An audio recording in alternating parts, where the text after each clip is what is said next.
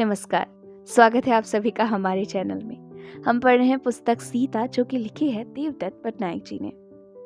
हम इसका खंड 2 पढ़ रहे थे, तो चलिए इसी को आगे पढ़ते हैं। सीता धनुष उठाती है।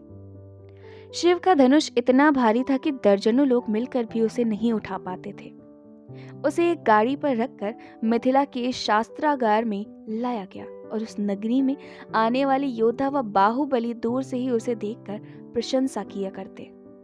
जनक प्रतिदिन उस पर भस्म का लेप करते और उसके आगे अपना सम्मान व श्रद्धा प्रकट करने के लिए दीपक जलाया करते।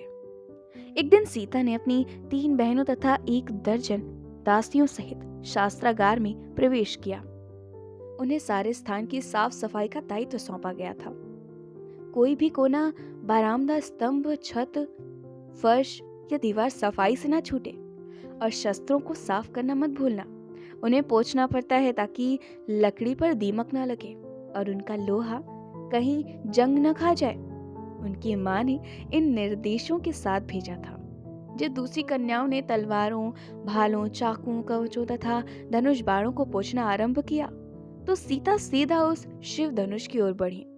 एक दासी बोली, वह तो शिव धनुष है, उसे तो कई पुरुष भी मिलकर नहीं उठा पाते।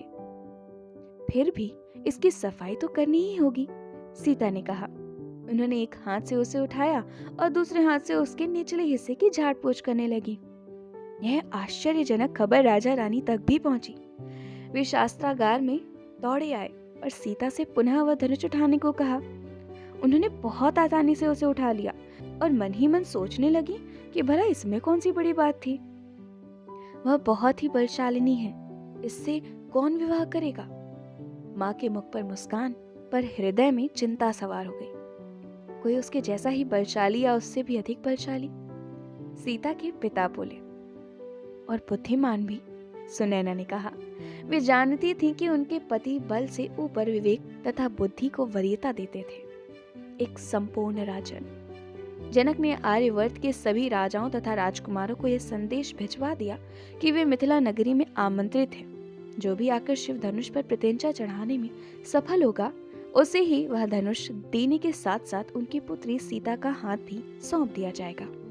अब नगरी में उपनिषद सभा की तरह प्रज्ञा की चाह रखने वाले संतों व मुनियों की नहीं, बल्कि सत्ता, वैभव तथा आनंद से प्रेरित राजकुमारों की भरमार थी।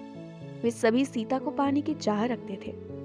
अनेक राजकुमार आए, अपना भाग्य आजमाया और असफल होकर लौट गए।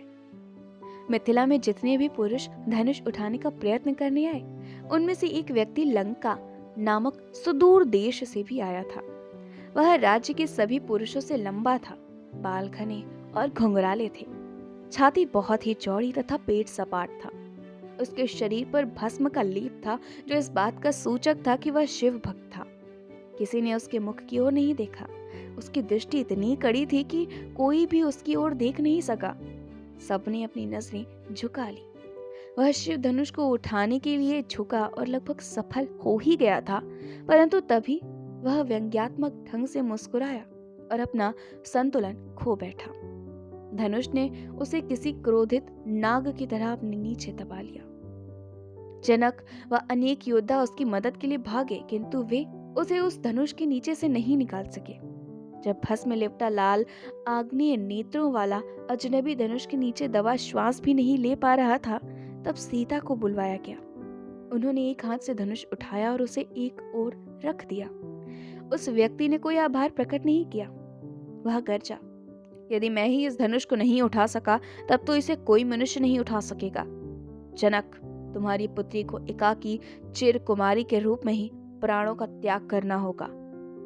जनक उन शब्दों को सुनकर विचलित नहीं हुए और बोले, हो सकता है कि उसे एकाकी जीवन व्यतीत करना पड़े, किंतु वह अकेली नहीं होगी। वह तुम्हारी तरह नहीं है। वह व्यक्ति ओझल हो गया और उसके बाद कभी नहीं दिखा, परंतु नगर की गलियों में धीमे सुरों में बातें हो रही थी कि वह मुनि विश्रवा का पुत्र तथा भयंकर राक्षस राज रावण था।